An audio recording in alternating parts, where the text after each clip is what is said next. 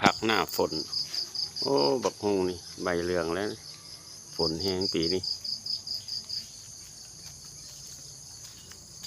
ปลูกผักหน้าฝนอยู่มุ้งหลังคาให้เป็นได้เลย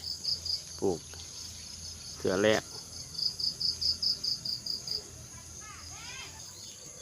เห็ดหนามนั่นก็เห็ดคอกเนาะเห็ดคอกโยกสูงโยกระดับสูงขึ้นเอากระเศษกระเบื้องเศษอย่างแหละตัดกระเบื้องมุ้งหลังคาตัดความสูงเห็ด10 เซนประมาณ10 เซนนี่แหละก็วางมันเป็นนานเป็นตีเป็นครอบเรียกว่าแข้งนะบักอะไรหอมป้อมเนี่ยใจจะได้กินแล้วปลูกหน้าฝนก็ได้หักเมื่อพูนะมีประกาศโอ้ยตายโมเบิ้งเนี่ยส้มตรงมุ่นมุดปุยเลยมีผักซีเนี่ยใจจะได้กินแล้วนี่ปลูกหน้าฝนอันนี้หอมผักบัวมันได้ขึ้น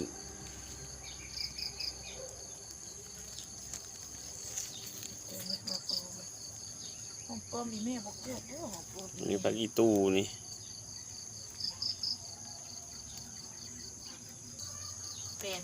อันนี้หอมปีมีเบิดมีครบแนวละเล็กละน้อยปลูกหน้าฝนเป็นโหระพาโหระพากำลังขึ้นถั่วใส่ข้างได้ลงไปดูอันนั้นบักถั่วฝักยาวอันนี้บักแข้งเนาะอันบักขวบเกลือพวงแข้ง